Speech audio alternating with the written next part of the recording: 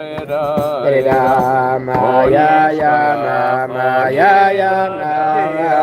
we can make. Well, the achlata means to make a positive commitment to do something. It could be a one-time commitment, like I said today. It's usually I follow the idea of Shabbat, Shina b'Shabbat ta'anug, that it's a good thing to take a nap on Shabbat. But I said on Yud Shvat, such a holiday, Baruch Hashem, Elimelech was motivated to finish the all 20 chapters. We've been learning together every day on the phone. He's in Los Angeles. I'm here, 45 minutes about, and we were short a couple of chapters, and I said, okay, we'll learn Hasidut instead of taking a nap. That achlata was easy, thank God. The other achlata I took and I shared it, one to strengthen my commitment, two to inspire perhaps others. I said that I will learn 5 minutes of Hasidut, of Torah, every week with every member of my family, whoever wants. I'm not going to force anybody. If maybe you have a better chavrusa, I understand. But I will offer that, and I will proactively remind them. So expect my phone call, Shmulik. We'll learn. Komatz Aleph, whatever people want to learn. 5 minutes, he'll know it very soon. God willing. And I think it's a tremendous. I realize now that this short time that I learned with Elimelech, every day was first a tremendous nachat, tremendous joy, and second, strengthens the relationship with whoever you learn Torah in an amazing way. And 5 minutes is not a terrible sacrifice. Everybody can spare 5 minutes, and it doesn't have to be limited to that, but it's a very good beginning. And I encourage everybody to take something similar, to commit to Torah learning, because that's what makes us Hasidim. Everything about who we are, Chabad, relationship with the Rebbe is through Torah. The Rebbe became our Rebbe to saying a Ma'amar. The Rebbe says, you want to be connected with me? Learn my Torah. You want to know what to do when I'm not right next to you physically? Learn my Sichot, my Mamarim. Everything is in the Torah. That the Rebbe is one of the most prolific, if not the most prolific writer of Torah in our time. And the wisdom and the guidance, it's something that it's unparalleled. And the enjoyment that you get from learning Torah. I know at the beginning, usually it's more tempting to do something else. But once you overcome the initial hardship, of sitting down and opening the book, it's real. That's a real pleasure in life. Much better than anything else. And not, can I eat meat? No, maybe. So l'chaim, may we strengthen our connection with the Rebbe to learning his Torah and becoming real Hasidim. Amen. What can you eat? Orange? Yeah. Oh. Okay. Elimelech, want to start naked?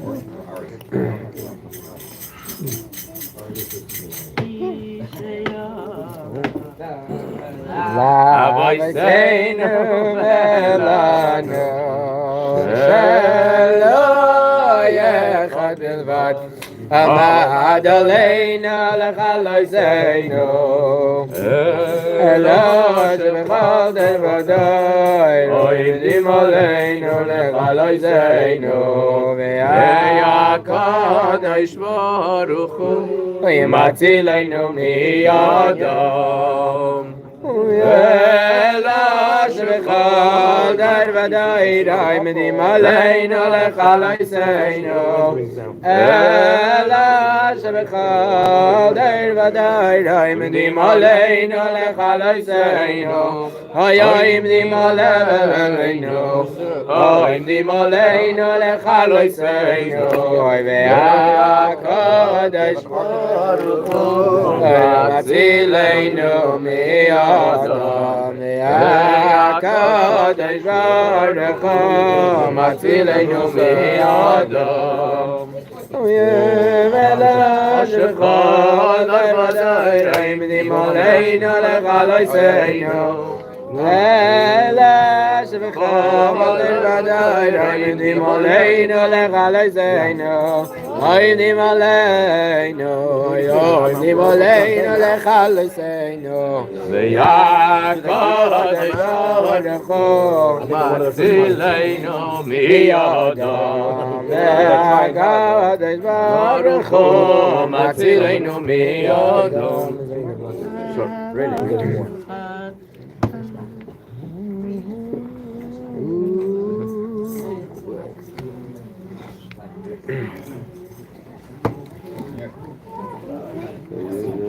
So what are they doing? Continue. I don't know how much. So,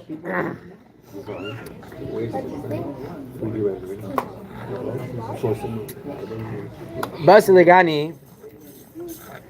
it's very interesting that if you look, it took an entire year, and from the beginning, it's very interesting, there were different responses that people got from the Rebbe with regards to his Kabbalas Anasiyas. There were people that right away the Rebbe started relating to them as the Rebbe, and there were people that not only not, but refusing to the opposite extreme. There's no Hayra. And slowly but surely, as the year progressed, the Chassidim tried different ways, tried different avenues, going to the Oyel. And what's to me fascinating the most is that this claim that the Rebbe had, that there was no Hayra from the Frierdiker Rebbe, changed at some point. That he had no instruction. Right, there was no instruction from the previous Rebbe to accept the leadership. At some point it changed. He stopped saying that. And what's so fascinating is that what that means is that at some point he got instruction from the Frierdiker Rebbe, from the previous Rebbe, to accept the leadership. And the story is that one of the Alter Chassidim, that was trying very hard to get the Rebbe to accept, had a dream. And the Frierdiker Rebbe is asking, why are the Chassidim so depressed? Why are they all so Marish Chayra? Why are they all so sad? So to which the Chassid responded, we don't have a Rebbe. So the Frierdiker Rebbe asks about the Rebbe. What's with, I think he said his name, my son-in-law. And the Chassid said, saying there's no instruction. The Frierdiker Rebbe says, what do you mean there's no instruction? So the Chassid the next day goes to the Rebbe and he tells him the dream. The Rebbe said, no instruction. I never got it. The next time the Rebbe went to the Oyel, after the Rebbe stopped saying that. So again, another anecdote of the hiskashus, the connection that a chassid has to the Rebbe. You don't do things without instruction. You don't do things without a makar. You don't do things without a source from the Rebbe. The Rebbe said, the Rebbe didn't say, that's what it is. That's my life. My life is what the Rebbe said and what the Rebbe didn't say. As long as the Rebbe did not receive instruction from his Rebbe to accept the Nesiyos, there was nothing to talk about.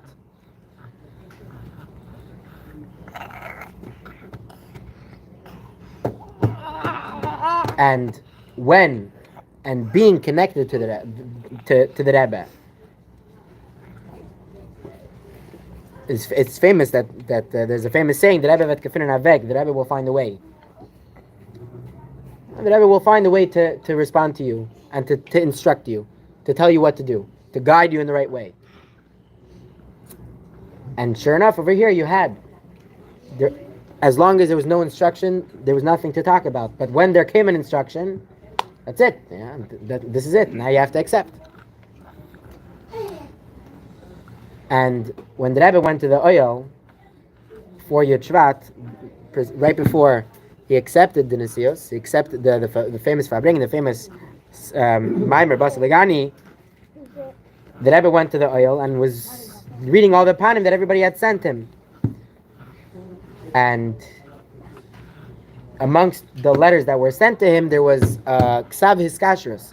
There was a letter of many Hasidim that had signed their names to formally accepting the Rebbe as Rebbe, saying that they're going to be connected. They're connecting themselves to the Rebbe as their leader.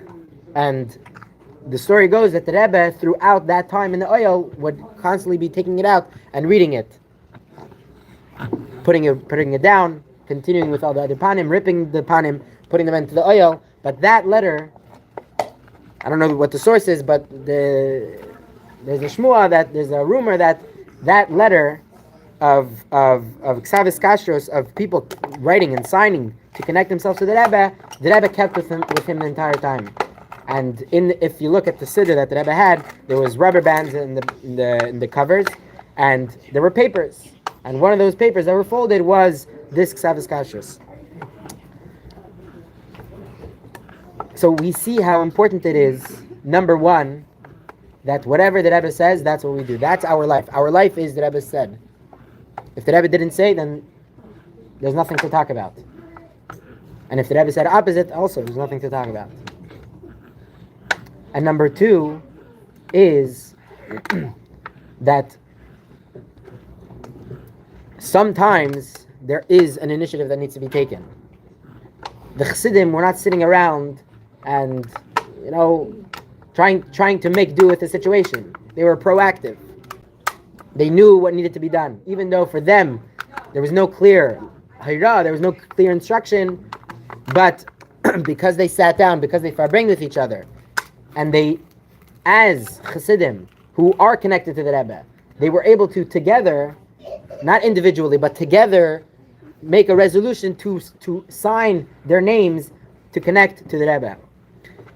So l'chaim, that again, this is the day that we reconnect, we re-examine our relationship with the Rebbe, and we sign ourselves. We sign to the Rebbe to be connected, that the Rebbe should be our Rebbe, and Nasi Hadar, and Mashiach Shabedar, l'chaim l'vrach. L'chaim, l'chaim.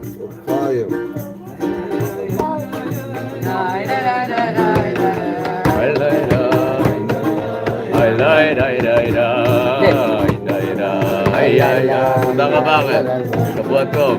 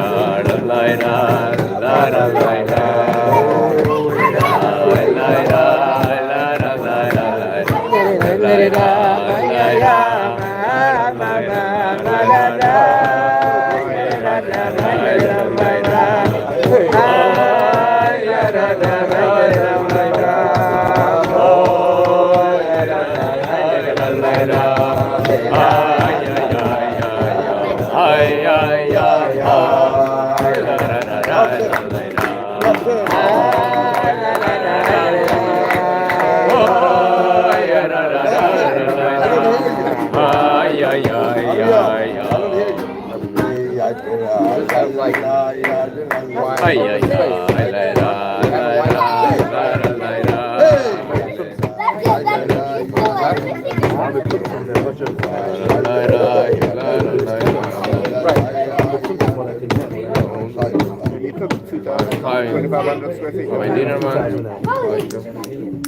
so they're designing what are He's on a roll.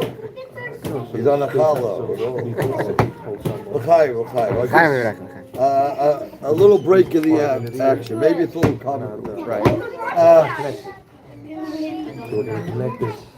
I can wax nostalgically because today, 50 years ago, Yud Shvat, 50 years ago, was my first Farbrengen.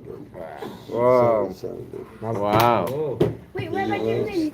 Yes, You're not 50 years old? so, okay, first time, I saw the Rebbe before, but this was my first Farbrengen Yud Shvat. First time I went to the oil. Interesting experience was as a kohen. The first time, The Living Torah of this week. We just watched it, no? yeah. Lamed Hey, Yes, right? I was in Hebrew, right. So Wow. that was my first Farbrengen. We went to the oil. Black and white. There were a lot of black and whites there. And as a kid, and I'm a kohen, so it was the first time, you're coming to a cemetery, and how do you go to the oil? Is people in those days, people used to make a circle around you. The Kohanim would stand in the middle, and everyone would hold arms, and that was our mechitza. Like this was our own separate enclave. And then I come to. They say you have to take your shoes off. Now this is January time. Gotta have leather shoes. Before the Crocs. Well, it happened to be, I had galoshes, rubber. So I took it off. I'm walking in. I was getting, get thrown into the. You get thrown into the world of Chabad, and. What was very interesting, and I know this on a personal note, was 15 years later, I got engaged to my wife around Yud Shvat time. But when I met my father-in-law, Oliver Shalom, I said, in all my years in Crown Heights, they lived in Crown Heights, I don't recall ever seeing you. And even though he lived around the corner from my brother, I never recall seeing my father-in-law. And a few years ago, someone gave me, came to my house and said, I have this book, Sabota. And I said, I read this book 40 years ago. It's about Lazer Nanis, a dedicated chassid who spent 20 years in Soviet Gulag prison, for a chassid of the Frierdiker Rebbe and the Rebbe. And so this man says to me, I have this book for you. I said, well, I told you I read it 40 years ago. He said, but this is a new print. So I said, fine, I took it. And as I'm thumbing through the book, this new edition actually had the name of this chassid, because when the book was originally printed, there were still people trapped behind the Iron Curtain. So the person wanted to be anonymous about his experience in case, and his connection with Chabad, didn't want to make any, But this was a newer edition, updated edition, and it included pictures of the individual. So at the back of the book, there's a picture of the Yud Shvat Farbrengen. As a kid, I couldn't remember much details and of that Farbrengen, but one thing stuck out in my head was when the mayor of New York approached the dais of the Rebbe to give him a proclamation. This was the 25th anniversary of his leadership, and he gives him a key to the city. And as a kid, it made a big impression on me. Wow, the mayor's giving the key to the city. And in that book, it actually had that same picture. And what actually made an even greater shock for me, because this was the scene that I remembered, was I have a similar picture of that Farbrengen in my house. Why? Because my wife saw in a magazine a picture of her father, Oliver Shalom, at that Farbrengen standing behind the Rebbe and right next to Laser Nanis. That was his spot. And I have a similar picture in my house, and I never realized it was from the Yud Shvat Farbrengen, that my very first Farbrengen. And so I was thinking to myself, I said, when I got this book, first I was like discounting, oh, what do I do? And I say, you know what? By my, you get a change of impression. I said to myself, my first thought when I met my in-laws, I said, I never saw you before. And actually, I had to. I was at he's standing right by the Rebbe, right behind the Rebbe. So, and it's sort of like, it's just the way my life turned and inspired in Chabad and getting very involved and being Zechut B'Yad Shlichus. But then I was just thinking that, and I was Farbrengen about this earlier today, that at that picture, you have this chassid sitting next to the Rebbe who displayed tremendous self-sacrifice, courage, willing to risk his life for Judaism. And even after 20 years of coming out of prison, and he goes back and sees his wife for the first time in 20 years and tries to settle back, what does he do? He starts knocking on the doors of his neighbors that are Jewish, saying, do you have any Jewish children that need some Judaism? He was, even after 20 years, it didn't break him. He's still staying strong. And he's at that Farbrengen.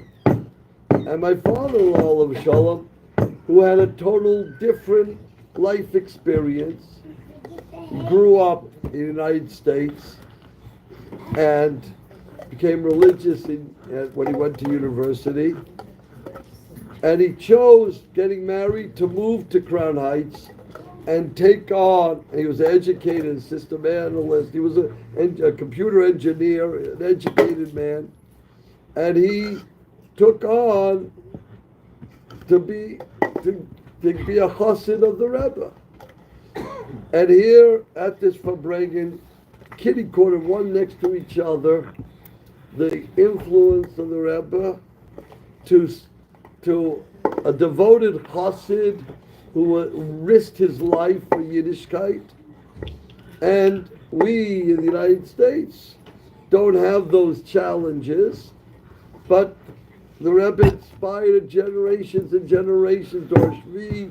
We're still the Dor Shvi to embrace Yiddishkeit.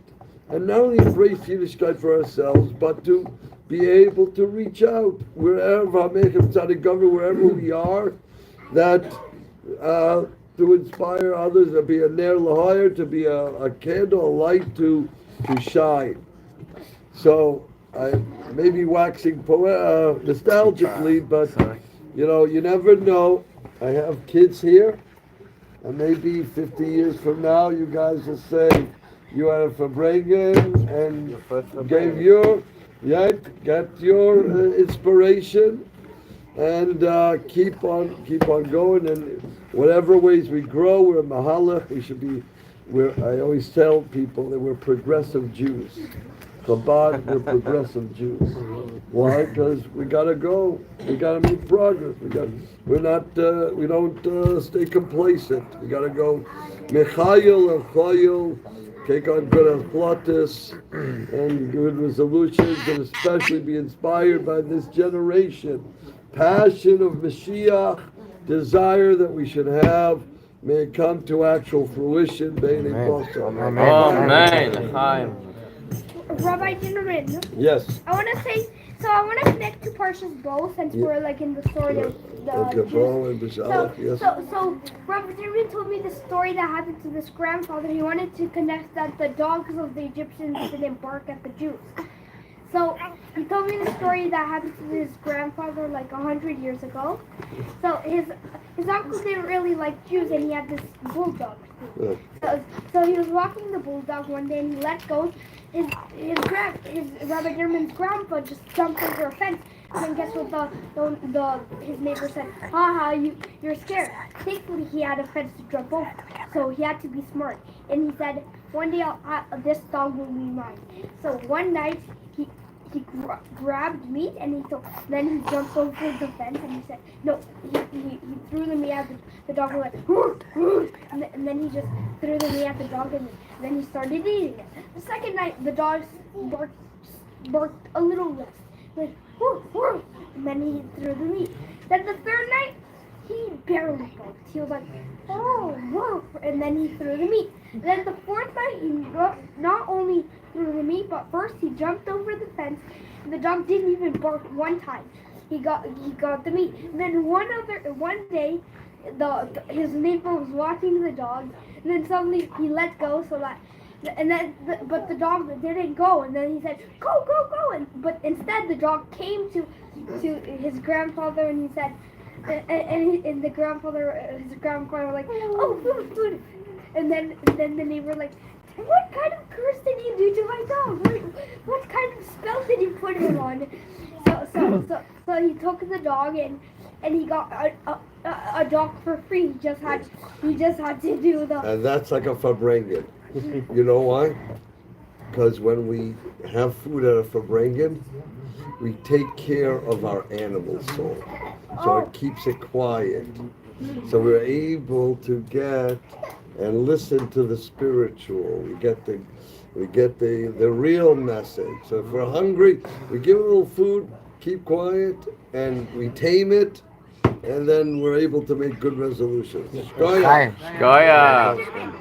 That story gave me an idea. Maybe my neighbor has a dog, so maybe Okay. Chaim. Chaim, my brother. Have another nigun on the guitar?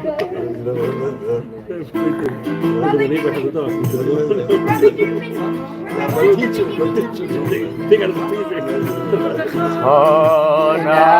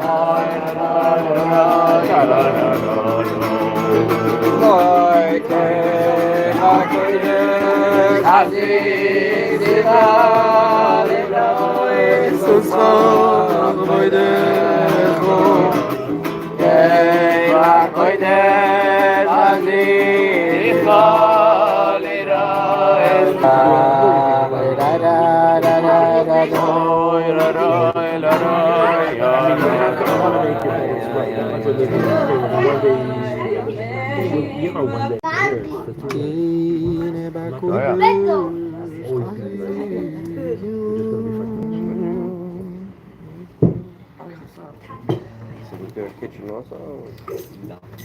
Ricardo, have any Montana tales to share with us? You're just there, right? Wyoming. Oh, okay. I knew it was Yellowstone. Right? What? Where? Wyoming. Been there before? Shluchim? Yeah. Okay. Last Shabbos. Oh, the Shluchim is the original kid. Oh, very nice. No, it's not a Was it playground. Mendelssohn? Yeah. No, it's not. I was actually learning a beautiful sikha this morning with my son Mendel. The relationship between the month of Shvat, with this parsha, and Yud Shvat. And the combination of the three are really kind of synonymous. I'll continue on with what Ariel was mentioning about his class and learning so beautifully Chabad Berkem with Rabbi Dinnerman, the stories about the exodus from Mitzrayim and leaving Mitzrayim. It says when we left Mitzrayim,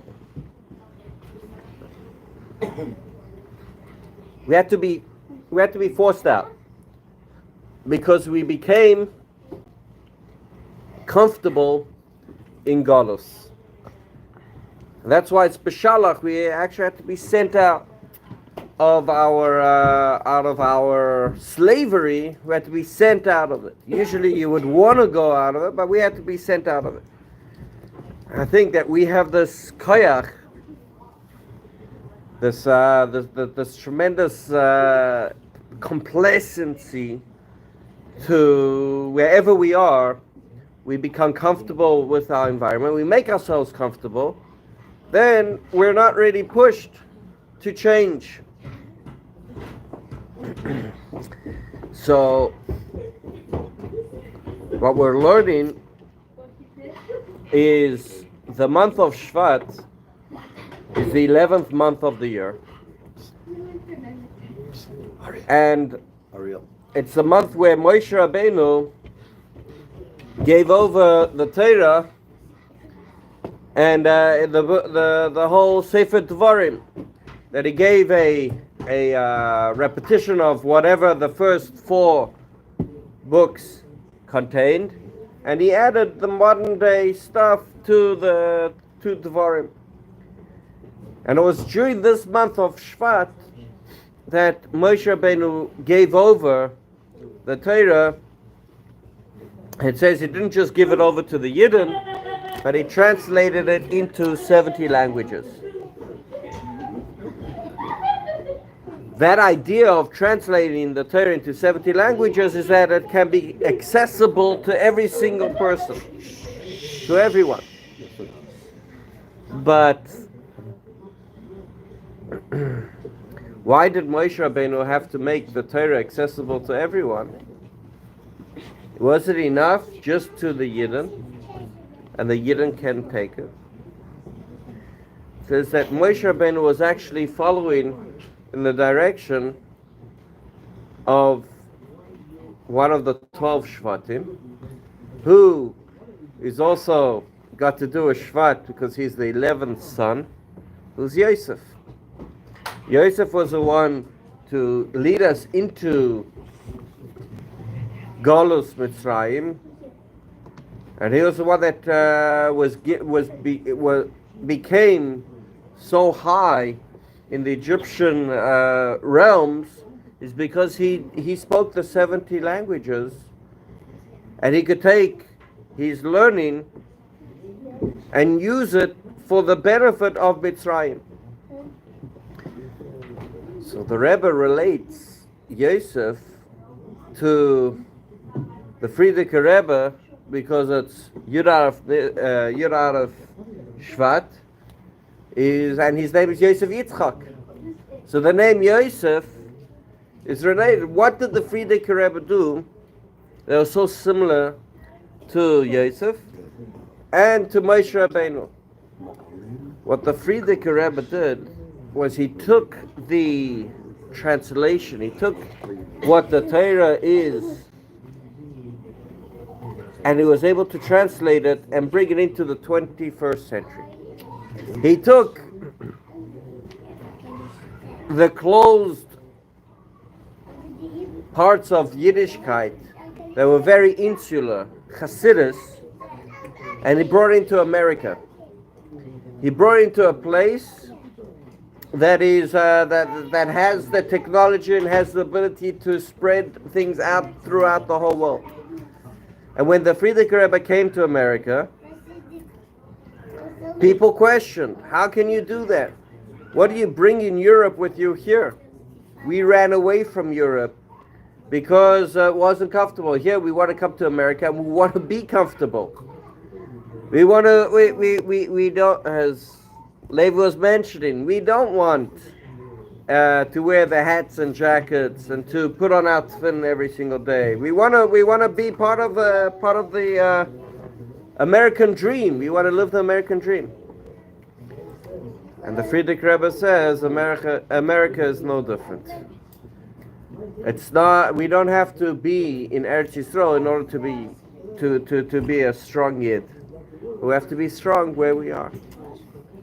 And I think that's the whole idea of Yud Shvat, is where we can really connect both with our Rebbe and the Frierdiker Rebbe, who are really showing that we have this power. So that's what leads me to, he asked about last Shabbos.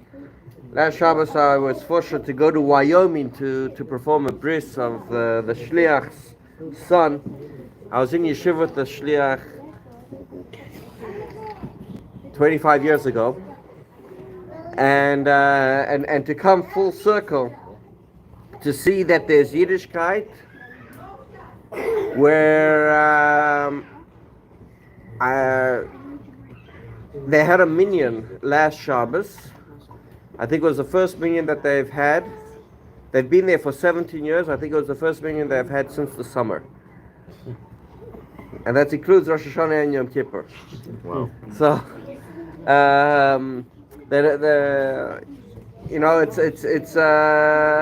it's a whole different part. It's a whole different idea. But the amount of Yidden that they touch, that come around through them, is quite amazing.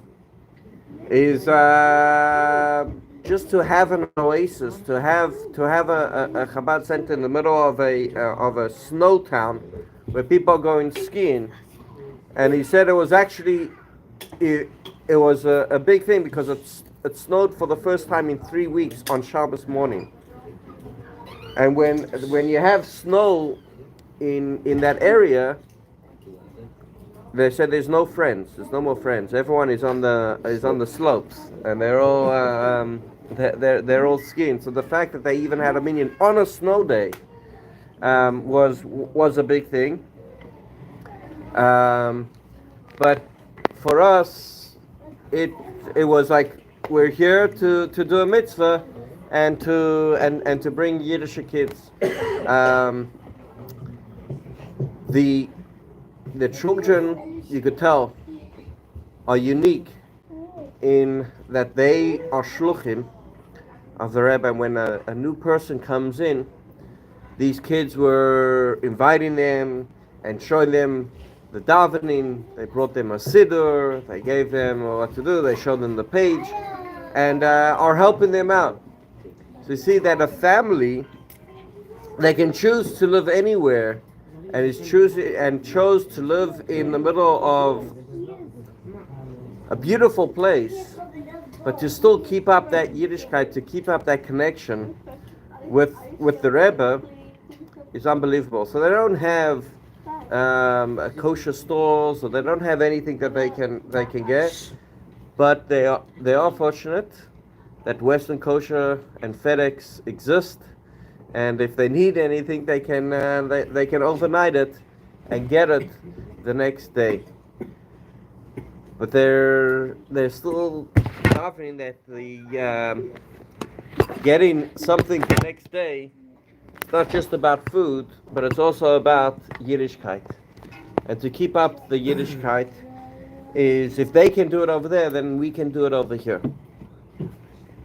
And that's what San Diego actually is. Who knew that we would have 4, 5, 6, 7 options of kosher places to eat, and we would have 20 Chabad centers, and there's no excuse why we can't be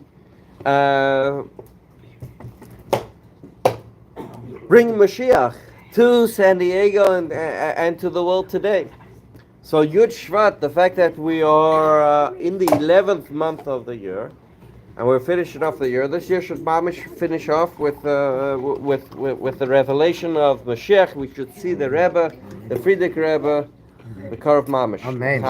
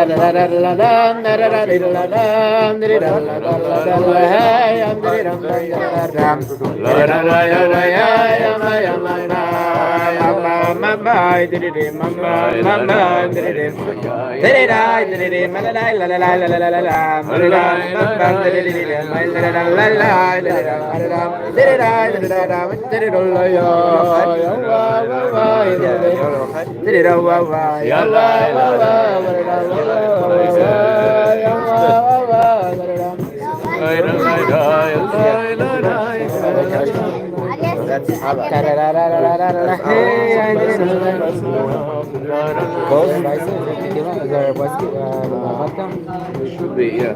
Do you mind getting it? You know what it is? No. Oh, I did la la la la la L'chaim. I would like to dedicate this Farbrengen that we're sponsoring for the elevation of the soul of Chava Lea Bas Shimon. It's Laser Rodel's mother-in-law. That Laser is Dini's brother. He's in Phoenix. His mother-in-law just passed away this Shabbos after Mrs. Goldberg, after debilitating disease. And I told him and Malka that we will dedicate this Farbrengen for the elevation of her soul. She'll have a beautiful Gan Eden.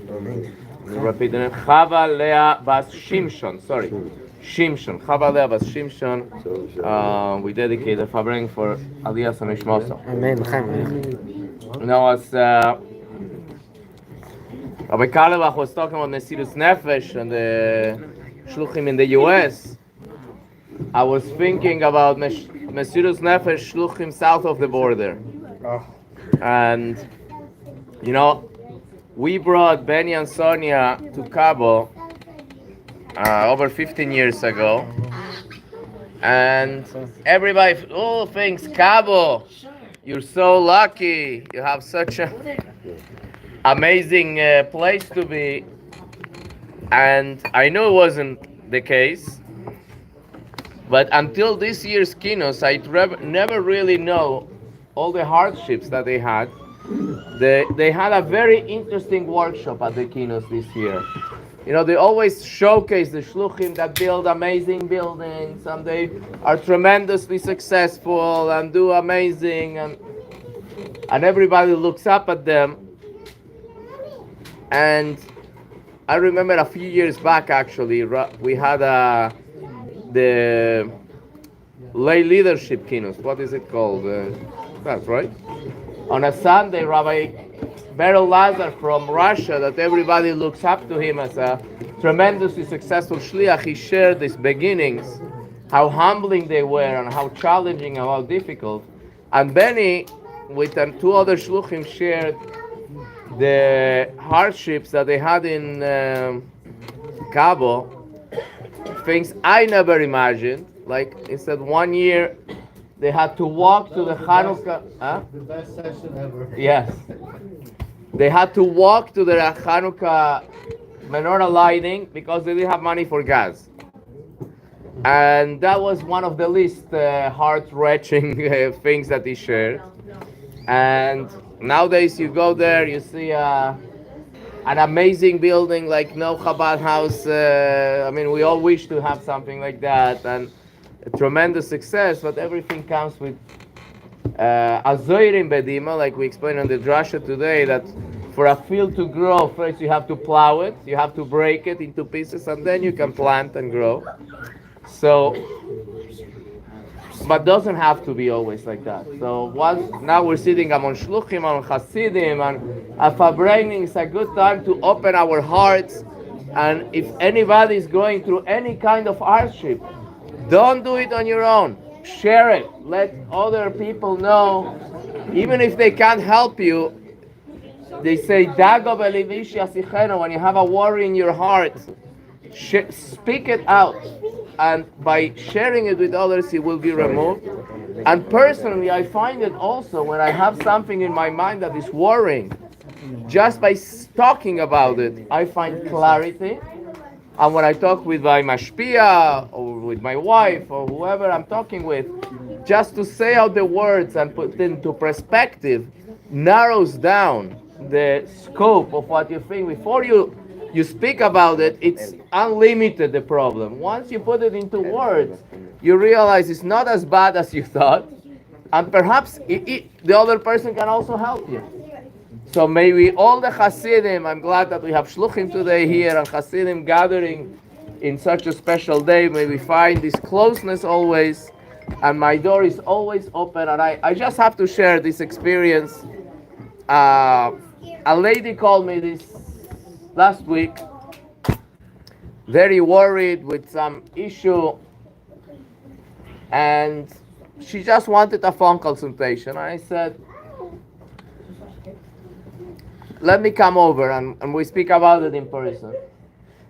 I came over and the issue was somewhere else, so we decided to drive to the other place with many challenges along the way of the going to the place, but the result was a life-changing event because I went out of my comfort zone and because I realized that this person needed help, and it was very good for the third person that needed help that she was talking about, for her and for me as well. So maybe always be willing and receptive to help people that are in need. And if we find about somebody having any kind of tzara, any type of suffering, it is according to Hasidus because we can do something about it, and there is no justification for any Eid suffering. So when we always be those who can listen and who can help and open our hearts, and if needed our wallets or whatever we need to open to help each other and strengthen each other, and that's how we will bring Mashiach now.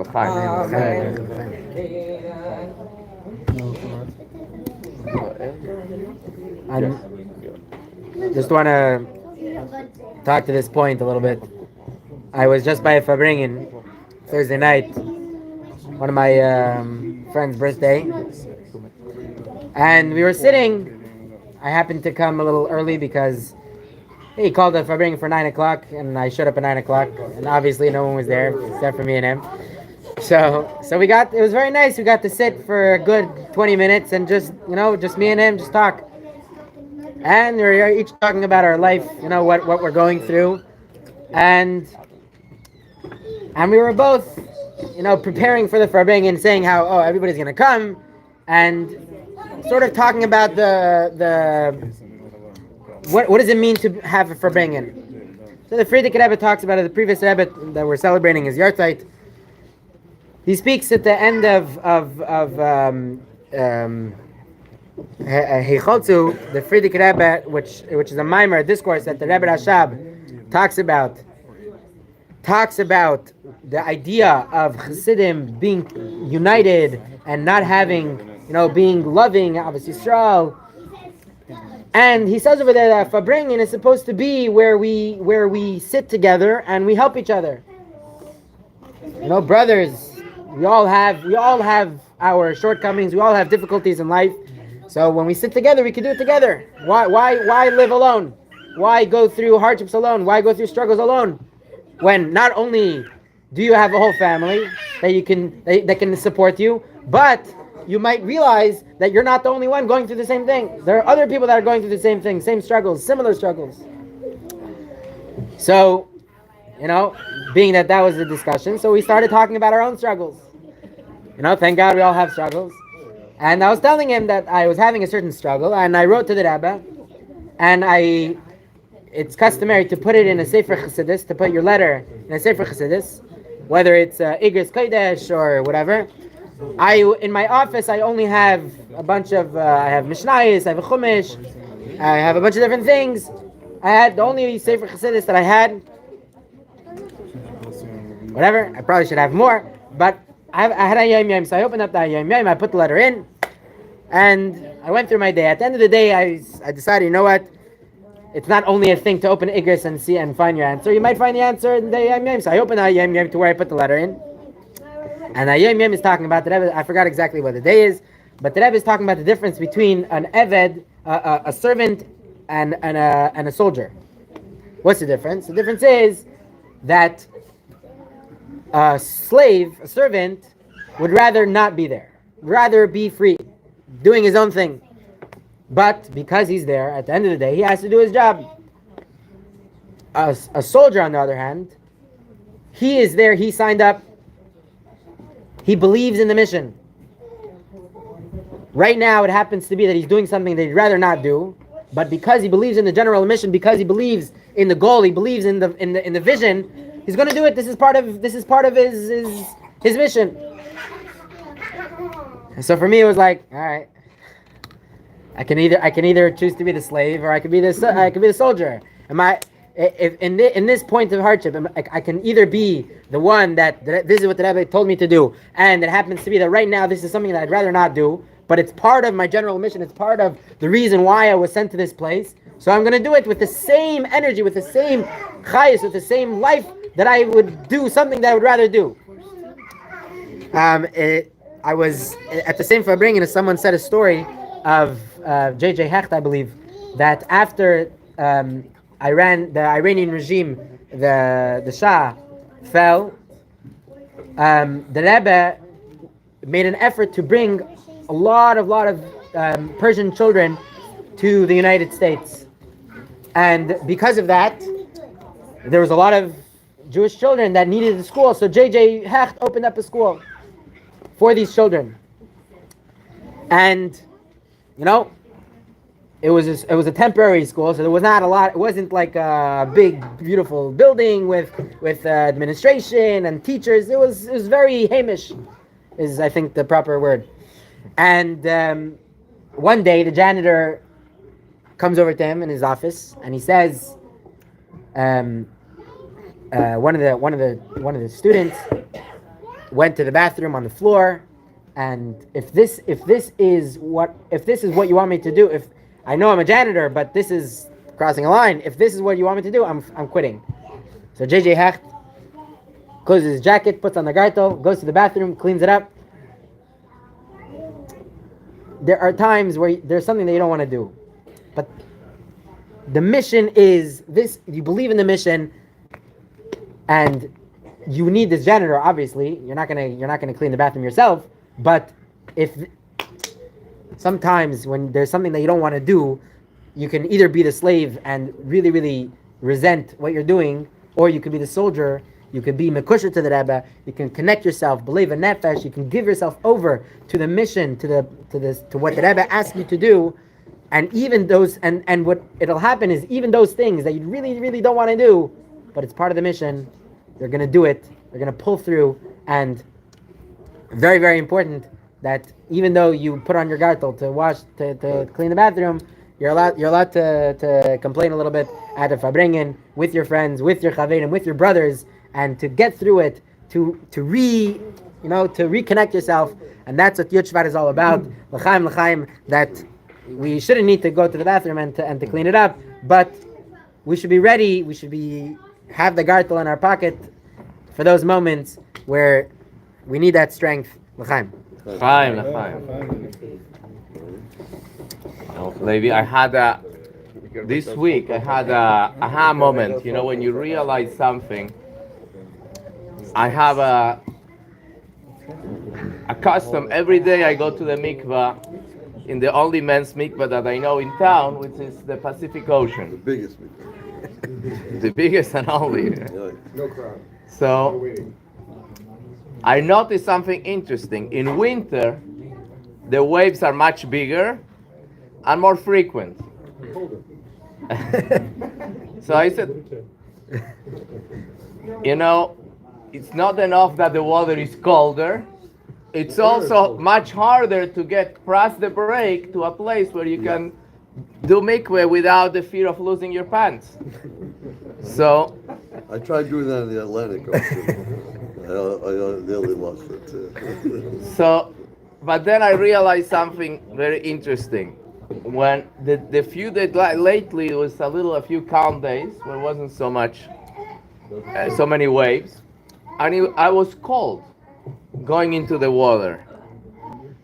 When the big waves are coming one after the other, and the frequency seems like it's gonna make it very difficult to get through, the adrenaline and the effort that you have to make to get past the break is such that you don't feel cold. You only feel the cold when you're more relaxed, when there is less waves. So the frequency and the strength of the waves is the way that Hashem is blessing you, that we should be warm. Which cold is amalek, cold is indifference, cold is all the negative things. So when God is sending waves, when He's sending challenges, it's just to help us make the effort that we need to keep warm, to keep heated, to keep motivated, and to make sure that we reach our goal and not quit halfway, chas v'shalom, but keep the commitment and realize that when you make a serious effort, you will have serious blessings. The Chaim. Ya da da da da da hey, ya da da da da da ya da da da da da hey, ya da da da da da tere da da ma ya ya tere da wa wa la da ma ya na ya ma ma ma ma la da tere da wa wa wa wa ya wa wa wa tere da wa wa wa ya ma ma la da ya da da da da da da da la da da ya ya la da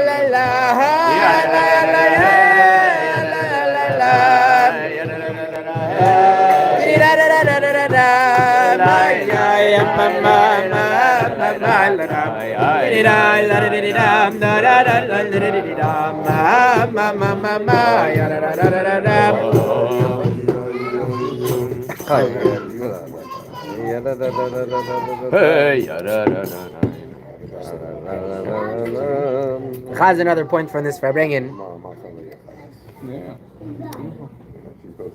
There is the Rambam talks about when you give the nations kol chilav la'avaya, it says that you should give from the best to Hashem. And the Rambam brings that a poor person gives his best, gives it's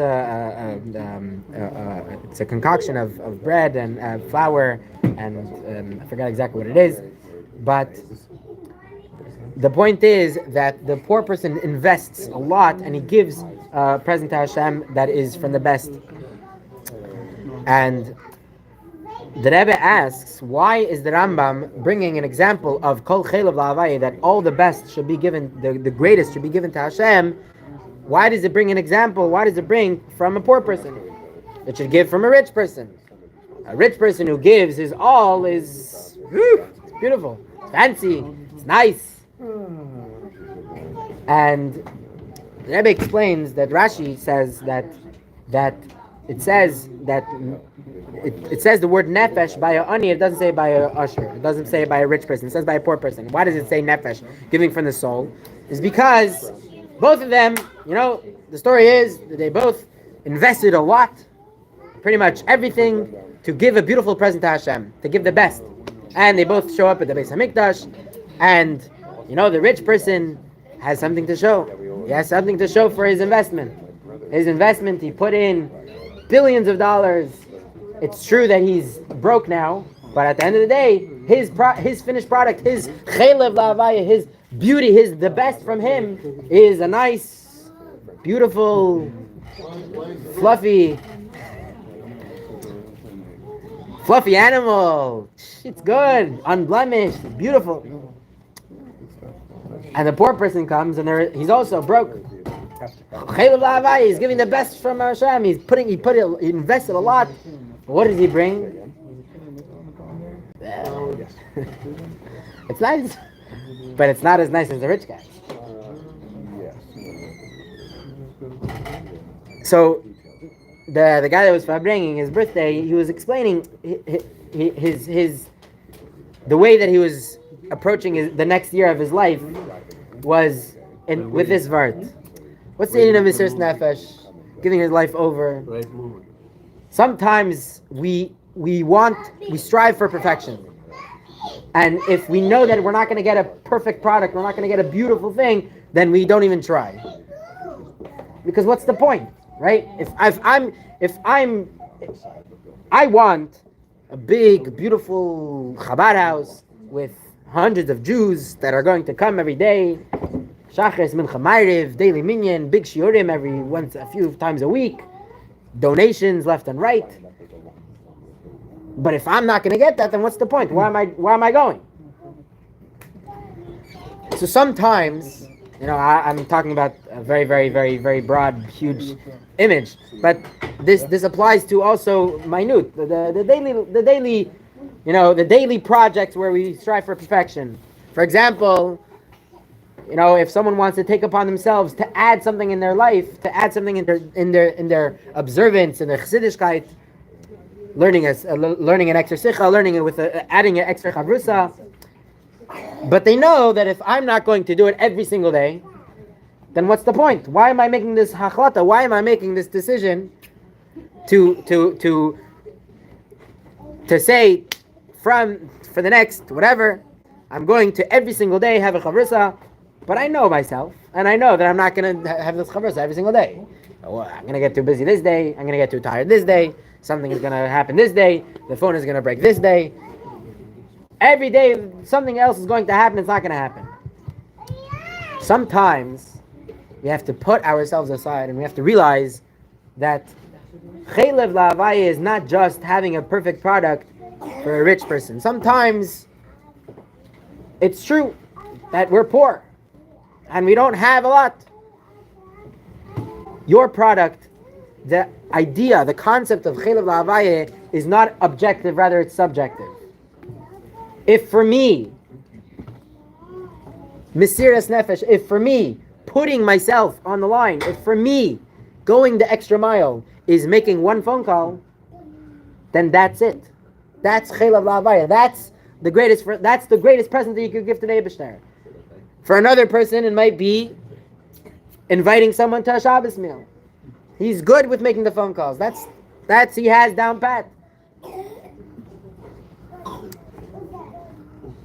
So it's something that we have to be okay with. We have to recognize that sometimes we can't compare ourselves. We can't compare our finished product with someone else's finished product. It's not objective, rather it's subjective. So l'chaim, that, it should make us,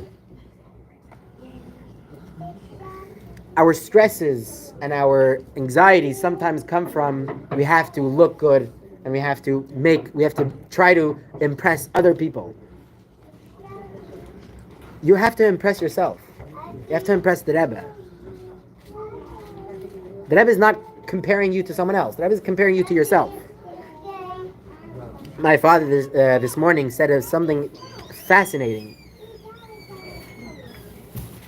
That the idea of the Rebbe, the idea of a Nasi, is to show you your potential. Oh no, it was Yossi. It was amazing. It was wow. Right? There are many people that have a misconception with having a Rebbe, with having someone that you daven, that you go to the Oyel, you write to them. The misconception is that they think it's Avodah Zarah. What are you doing? You daven to Hashem. You write to Hashem. What are you doing davening to the Rebbe? What's the inyan of a Nasi? What does it mean? What's a Nasi? What is a leader? What is a Rebbe? So he explained beautifully, right? If there's a napkin over here,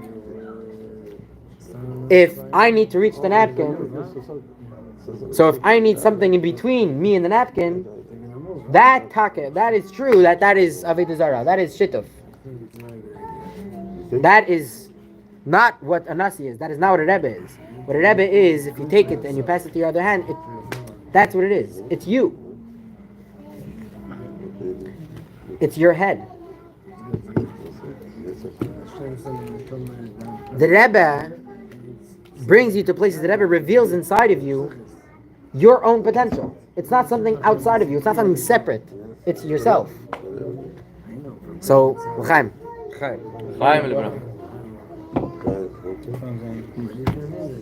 Whatever it is. Yes, Hashem.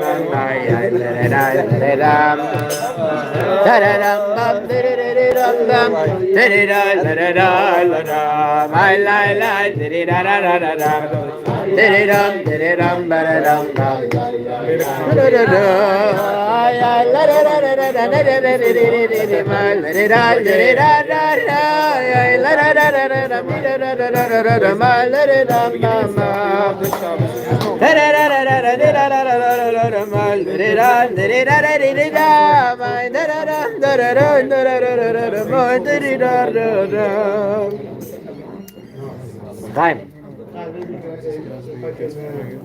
Yeah. I was trying to prepare for my kids, say something. So I read a story. That's I want to share and Farbrengen about kind of like let's say when you decanter. Yeah, that's it, you know? That is similar, in the Farbrengen. So, in 1947, Rabbi, I forgot his first name, really good at Telushkin. Nissen? Yeah. Nissen Telushkin? Is he the father of Nissen? Yeah, so the grandfather of Rabbi Yosef Telushkin. It's weird for me, He was invited to a then Palestine. He was invited to a big meeting, and in those days he was in New York, and it was a big schlep. It would take 2 weeks on a boat, but he figured it was a very important meeting, and so he made the trip. So he arrives finally in Israel, in the Holy Land, and he was very happy. It was a very, very, very important meeting. There was a lot of halachic, very, very important matters, and so he was very happy he came there. At some point, the rabbis there asked him a question. They said, "You are a chassid of the Rebbe, the Frierdiker Rebbe, and we know that for the past." This is 1947, so it was already 10 plus years that the Frierdiker Rebbe was, his motto was, Le'alter le'tshuva, le'alter le'geula. As soon as you do tshuva, right away Mashiach is going to come. So they asked him, 1947, you bet people did teshuva in the past 5-7 years. And where's Mashiach?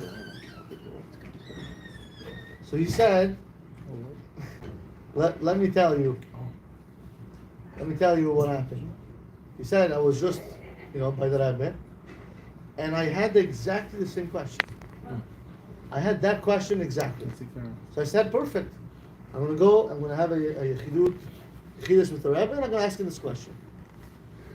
So that was his only question. He had nothing else in his mind. That question. He goes in, poof, it disappears. It slips. Like he's in front of the Rebbe, and he's like, how can I help you? And he's like, I don't know. So he says, like kind of awkwardly, says, I want to know how the Rebbe is feeling. So. Short the chiddush, and then he leaves. And then as soon as he leaves, he remembers the question. He's like, oh my gosh. So he tries to go back into the chiddush, and the assistant said, no, there's no way. So he tries his connections. Rabbi Simpson, I guess he had a better connection with him. He said, fine, I'll get you back in. And sure enough, as soon as he gets back in, poof, it disappears again. Slips, like, doesn't know. And then forget about it. A third time, he manages to get back in, and he still forgets the question. So he told them, the answer to the question, I don't know. But when I was in the Rebbe's room, the question didn't exist.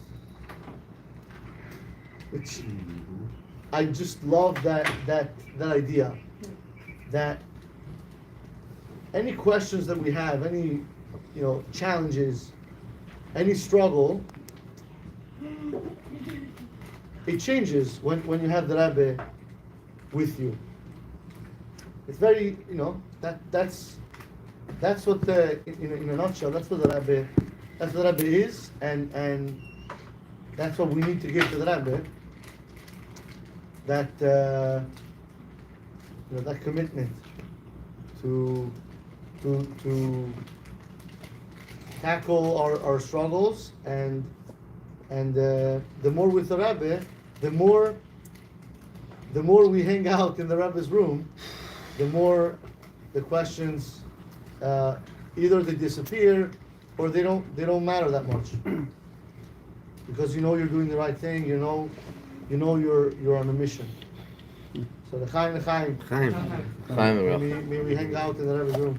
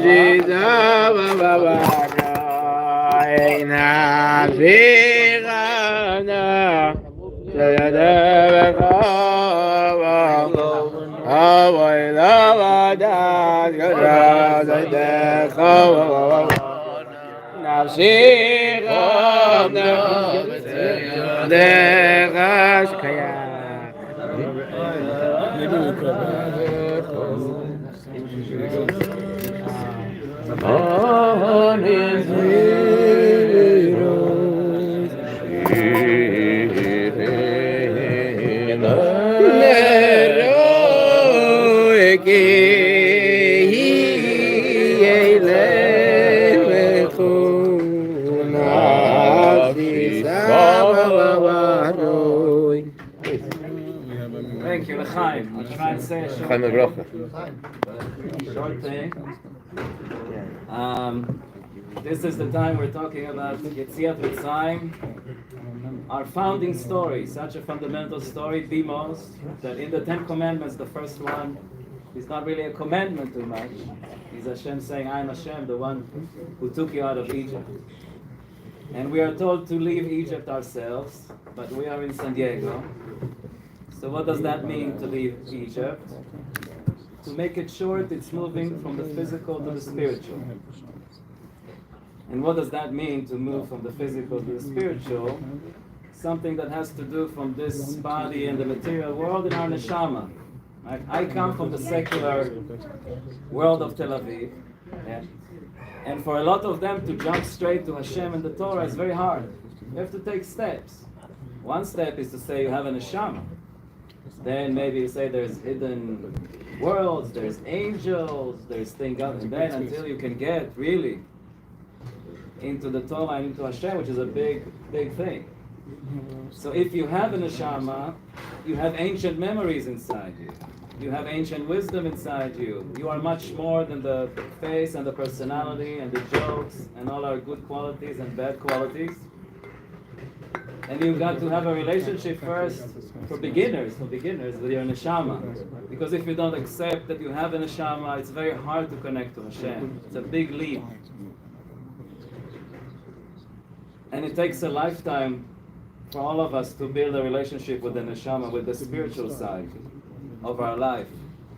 And also when we look at each other, once we are connected to our neshama, we see different things. Because if you see a Jew, and we all know acting like this, and this one is not religious enough, and this one is dressed this way, and this one is dressed that way, you are actually not so connected to your neshama maybe to see the other neshamas. And I think one of the biggest things for me, where I was looking at the whole Chabad phenomena, is how the Rebbe broke that barrier. Which at the time, I grew up in Israel between Bnei Brak, Tel Aviv, and Givatayim, when everyone was throwing tomatoes at everyone. On Yom Kippur, people were smashing the tires of the secular, and the secular were eating on purpose in front of the... I grew up in the war between us. Not talking only about the terrorists outside, but both.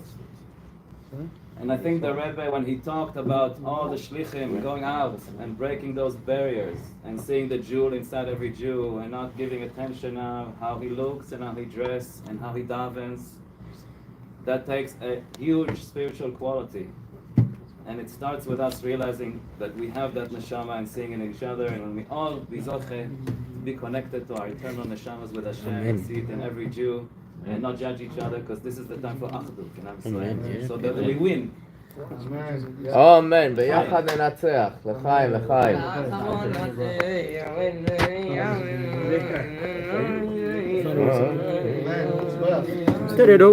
Come on, nade,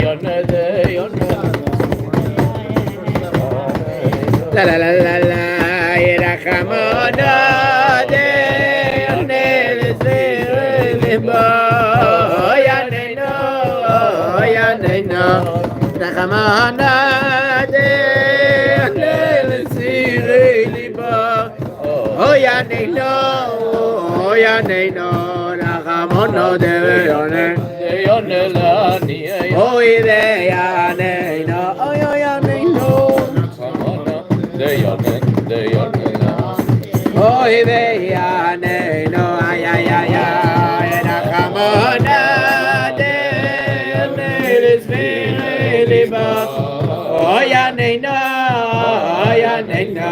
la camona de neles liba hoy aneno. Now when you say you grew up in the secular world, it brought an interesting story to my mind, but in Tel Aviv, there is no secular world. It's written that every Jew is mlei mitzvot karimon. We're all full of mitzvot. There is not a single Jew that is secular. But I had something interesting happen to me. I booked a tour to Israel for our community with a special deal with Elal that was flights and hotels, but I couldn't control everything the way I wanted, and we were landing Friday afternoon in Israel, and we didn't want to minimize the risks, so we decided to stay Shabbat in Tel Aviv. And everywhere is Chabad, so we arranged Friday night to go one place, Shabbat day the other place. But I've never been that much in Tel Aviv at all, but especially in that area. As we get out of the hotel and get ready to go to the Chabad house, we start walking, and the first thing that we see is a strip club. And the second thing we saw, I don't remember what it was even worse. And I said, I brought my community to the worst place you can think. We said secular, this was not just...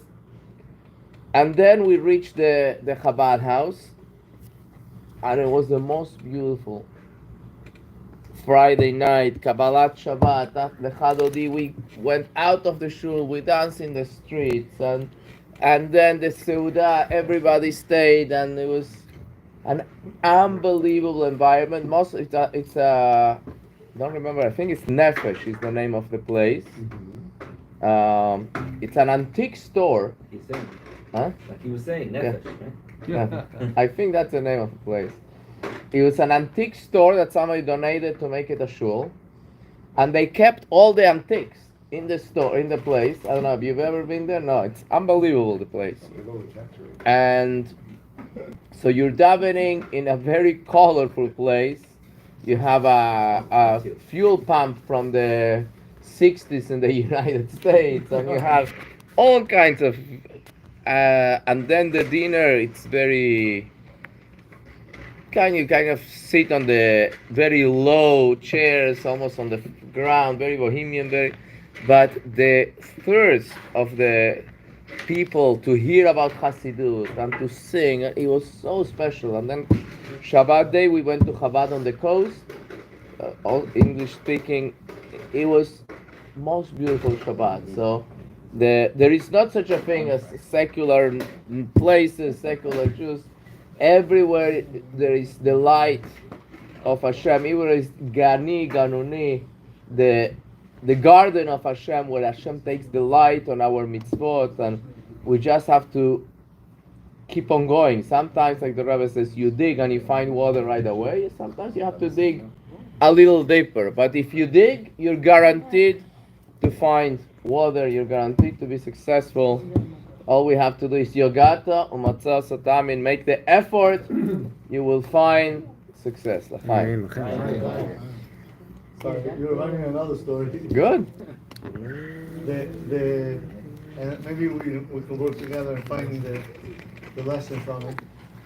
I was in Tzfat one particular Shabbat, and so the big yeshiva in Tzfat, the lunchroom is on the bottom. There's like two separate buildings. The dormitory, and then on top of the hill is the study hall. No, the big yeshiva and stuff. So we were eating among the Bachurim our Friday night meal, and this particular American boy was a fighter. So he's telling me all these stories of all these fights, and I guess I'm a very energy person, so I was on fire. Like he just gave me a lot of all of his fighting stories. So I guess I was a little bit inspired. So we finished the meal and we're walking, back to the study hall, and so I'm slowly getting closer to the study hall, and from far I see a person like screaming, like it sounded like he was screaming. He was in front of the study hall, so I'm walking, I'm about 100 feet away, and I see this guy screaming insults at the thing. So I'm under the influence of the whole Shabbat meal, so I'm like, hey, already starting to confront the person. And as I get closer, so the light was against me, so I couldn't see him. As I get closer, I see it's a massive guy. So I had to do some quick thinking, and as I get really close, I put on a big smile and I say Shabbat Shalom, and we gave each other a hug. So, and then it ended up being that this guy used to learn in the yeshiva in Tzfat. Then he left, the whole system, and then he still had some negative feelings against the yeshiva, but we had a great talk after that. So it's just, I don't know why you're reminding me of the quick change, but It's not his size. I don't know what's the lesson for the story, but It wasn't your it's a size. funny it was- story. We need to find it. A hug could transform. opponent before you get in there. Or take some Or boxing. love always wins. Or take boxing lessons. I'm glad you survived. Finally, He is Rafa. happy that you survived. Your wife.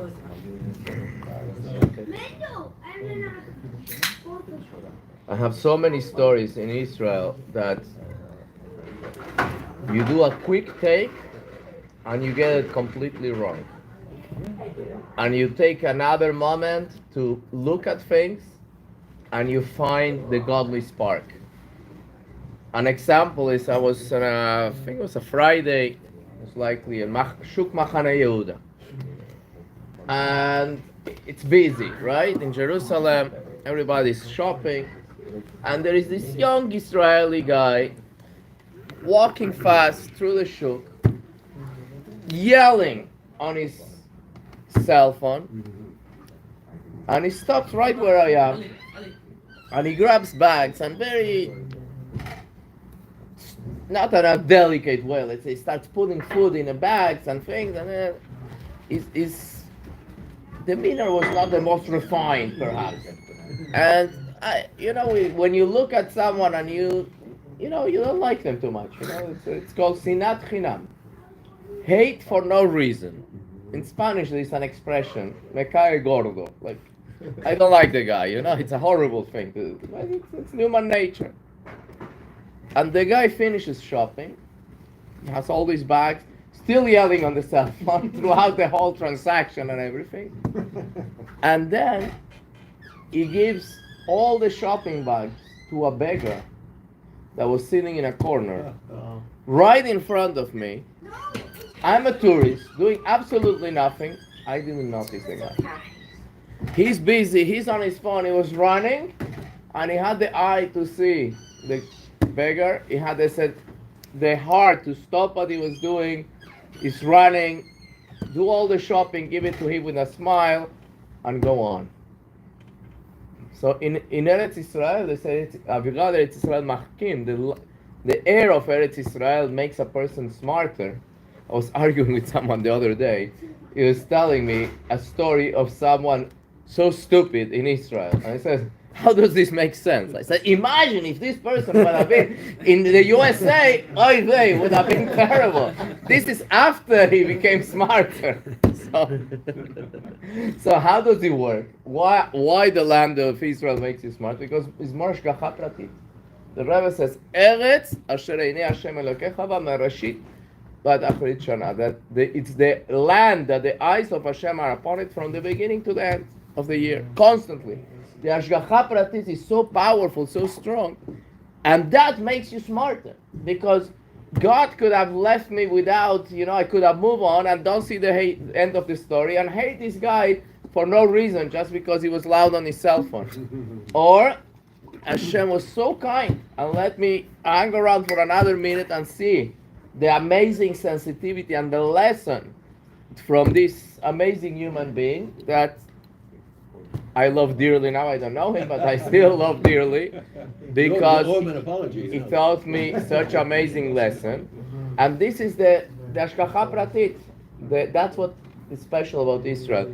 Everything is, I had to see, we're going back to the other story, I had to find these amazing Chabad centers right in the most, if you call it secular or not holiest of neighborhoods of Tel Aviv. That's where you can find amazing beauty and amazing itaron haor min hachoshech. We appreciate lights more when it's in a dark place. So may Hashem continue being kind to us and show us His hashgacha pratit,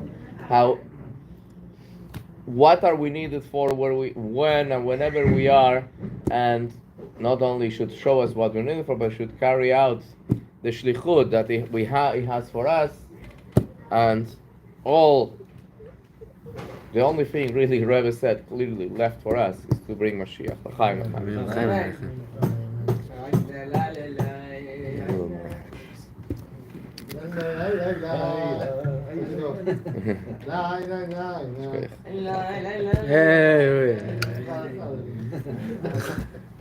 I have to go, but I'll share just a couple of short things. Please.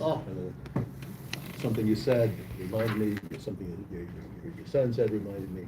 So you were talking about the mikvah out here in the ocean. And I remember Rabbi Beshetsky Alav Shalom talking about his first time he went to the mikvah as a child. He was, I don't know, maybe half your age. Okay? And his father, he was in Siberia. His father cut a hole in the ice. And he'd go to the mikvah every morning. Bet your father never did that. Cut a hole in the ice. You had to cut it himself. And he went in. Okay, and this was Rabbi Beshetsky's first time he was going to be going in. It's just a little kid. And he took off his clothes. He says he was purple just from taking off his clothes. And then he went in, he got in as far as his knees. Okay? And his father said, that's good enough. That's good enough. Wow. Okay? So, it's something that you had mentioned, about the Eskashos with the Rebbe. And the Rebbe taught me something very beginning in 1985, very important with the discussions with the Rebbe, the idea of sincerity and emes. That I was in Crown Heights at the time, I was in Yeshiva, I was in Petron, and I had been away from San Diego for the better part of 20 years. And I very much wanted to come back to San Diego. I had gone away in '66 to go to university, and I got caught up in thing, and I got back to San Diego for just a short enough time to meet Chabad and go off to Yeshiva for a good few years. Okay? So here I was in Crown Heights, and married, and very much wanted to come back to San Diego.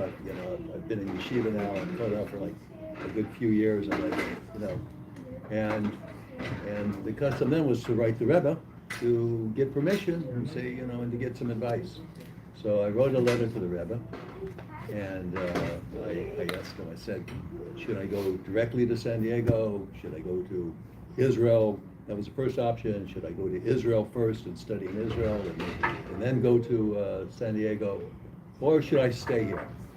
And I didn't get an answer. And people were saying to me, what do you mean you don't get an answer? Everybody gets an answer. When you write a letter like this, everybody gets an answer from the Rebbe. Okay? And waiting and waiting and waiting, no answer. And finally I figured out exactly what the problem was. So I wrote a letter to the Rebbe. And I said, should I go directly to San Diego, or shall I go to Israel first and then San Diego? And I submitted the letter. And I got an answer immediately. Okay, what was the problem? First letter. I felt that in coming to the Rebbe, I should say, or should I stay here in Crown Heights? Okay, I was scared to death he was going to say, stay here in Crown Heights. Okay? I'm a San Diego boy. I'd had 2 years of garbage in the streets, snow, rats. I had the biggest snowstorm, in the history of Crown Heights that while I was there. One of the hottest summers on record. Don't mess with my brother, crime, concrete everywhere, asphalt everywhere, buildings everywhere. You couldn't see the sunset anywhere. There's always buildings in the way. All right. The only reason my only attraction to Crown Heights was the Rebbe. So the second letter, he answered like immediately. I got an answer like within an hour. And he said, go to Israel first. So I went and I learned it. I was in Spot for a couple of years. And then we came back to San Diego. Wow. So when you're going to have an discussions with the Rebbe, there's got to be a sincerity there. There's got to be an emes there, or you're not going to get a connection. It's not going to happen. Wow, that's amazing. I never heard a story like that. Thank you. Beginning in 1985. Wow. That's awesome. Shkoyach. Wow. Anyway, I got to go. I'm on a bench. Thank you. L'chaim. Another commitment. So I was talking before about sharing your troubles, speaking them out, and they get easier. So last week I think it was, I had a very challenging week with the minyan, and half of our guys were out of town, the other half were sick, and it's not like I have 5 or 6 guys that I know that they can come mostly for Mincha Ma'ariv, that they can come every day. I have to get 9 people every day for Mincha Ma'ariv. If not, I show up and it's me. So I have Malcolm that almost every day comes, and thank God he has work that takes him places. So I started thinking, how did I even get in this business of a Mincha Ma'ariv minyan? Right? When are we going home? So To the bench. I remembered the beginning. We had, Baruch Hashem, a beautiful time with COVID. And Hillel decided to do a yeshiva skites in my home. So he invited all his friends. My home became the dorm for the yeshiva skites, and the zal, and the dining room and everything. And the good part of having a bunch of boys is you have automatically a minyan. So you have 10 boys, you have a minyan. So, might as well, if boys have a minyan, I invite the community. Whoever needs to say Kaddish, whoever needs to do anything, will have a minyan. So this was just a few weeks. But after the boys left, I said, you know what? Mailim Bakoidesh, we go up in holiness. We don't take steps back. I thought it would be impossible in Carmel Valley to have a Shachris was hard enough to have Mincha Ma'ariv every day. Forget about it. But I said I'll never find out if it's possible or not unless I try. You know. And Baruch Hashem, this was in the summer that they had obviously she was kites. We continued through Tishrei, and then the dreadful time of the year when you change the clock. And Mincha is supposed to be at 4:30. I said, there's no way that we can get a minyan at 4:30 in Carmel Valley. Everybody's in their offices working. But again, I said, the only way I'll find out if it's possible or not, if it's I try. And I tried. And Baruch Hashem, it's already 5th year, I think, at least, that we're having everyday Shachris, Mincha, and Ma'ariv. And we go through ups and downs. But what got me into the project 5 years ago, plus, it was to say we don't go down. Once we take a step up and we gather strength, we move forward. And it got me through last week's personal crisis, and God willing will take us through any crisis that we have, you know. And so that's what we need. We have to have this strength to say, I conquer this, I overcome this obstacle already. I'm not going back. It's only one way. To greet Mashiach, you have to go forward. If you walk backward, I don't think it's there. You don't want to greet Mashiach with your backside. You want to greet Mashiach with your face. So the Chaim, you should always move forward, gather strength, and go Mechail el Chail.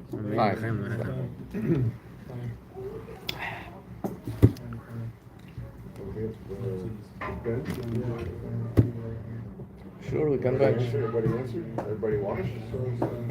Most of us say some questions. Yeah, let's Elimelech, bring your Kiddush cup because it's I'm happy with it. Shira Malay. Smaller. Shira Malay Teshuv Adoino Yeshua Tzion Ukechol Min Azim Alay Zchai Kfino Ul Shoineino Rina Az Yoimru Ba'agoim Gdil Adoino Elas Gdil Adoino See John staying by you? Oino Sameichim Shu Adoino Yeshua Kafikim Banegev Azorim Bedimo Erina Iktoiru Aloch Yelechu Bacho Noisei Meshech Azora Bo Yavo Berina Nose Alumota.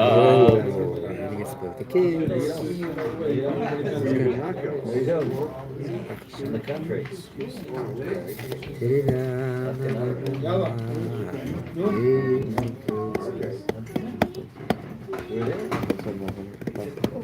Pass the wine, please.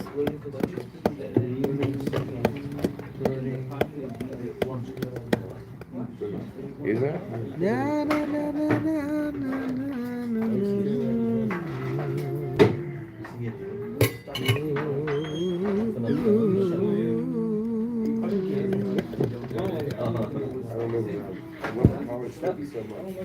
I'll come to you. Rabbi Sai, Muben Benchum, Ishamadina Mevoirach Meato, Vadino Mishut, Rabbi Sai, Nevorech Eloheinu, Shochal, Misheloi, Baruch Adino Eloheinu Mechoilom. אז נעשה לנו כלותו בכם לחץ ורחמים ונצא לכם לכל בשר כנו חסדו יטוב ועבדנו מנותו מידו חסן לנו ואל יחסר לנו מצאנו בו לעבור שמה קדור כסנו חסן כל מיתים לא כל מכם נעשה לכם ויתר שכנו כל פוסי יחס ידך מסו חסן סמכתו עדינו יעזו נסע כהל נוי דרכו עדינו אלינו שחדו לסנו שנכו בבעל שצרנו נסנו נסנו ועדינו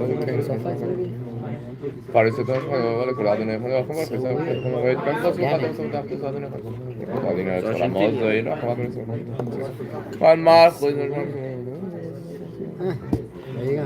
me conozco me no lo adina ben Abraham mo shalom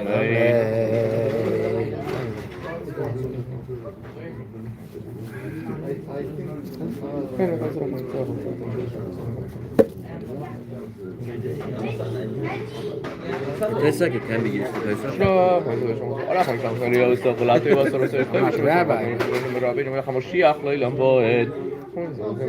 Ariel, Mendel. כן, יברך, וישנה כל אחד, Are you ready to go? Are you ready to go? You have all your stuff? משיח, כל חיל המבוא, מגדל ישוע, זמן כל יצח לשמוע כל יצח לשמוע ויעדרים, תעבירו פתן מחילם בוירי, פרי הגוף.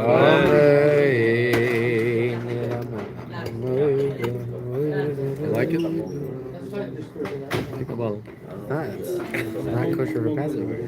Yeah, I've never seen a wine Weird. besides Manischewitz. Harry Fagerschlag did something over there. He found something. He's like, this is not gonna be. We're gonna do the thing. You gotta come here from Argentina, you have the people make it. No, I mean I know Lapidus gives an action on it. It's not Ask him. Uri Lapidus. I'll ask him. KM? Yeah, it's interesting. He's KM, Kosher Mendoza? Yeah. Yeah, he's the shliach in Mendoza. Kosher Mahadin Mechoyim is Shana Loi Koilo Pesach. He's very, very machmer. Yeah, very, very strict. That's probably why. Shabbat Tov, everyone. Shabbat Tov. Shabbat Tov, Yitzchak, thank you for coming. Thank you so much, Rabbi. Thank you, man, for coming. Appreciate it.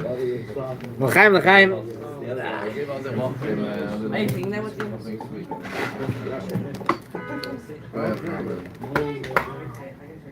Continue. Please don't. He made a big mistake. He didn't put the plastic on the Oh, table. yeah. All right. The disposable plastic covers.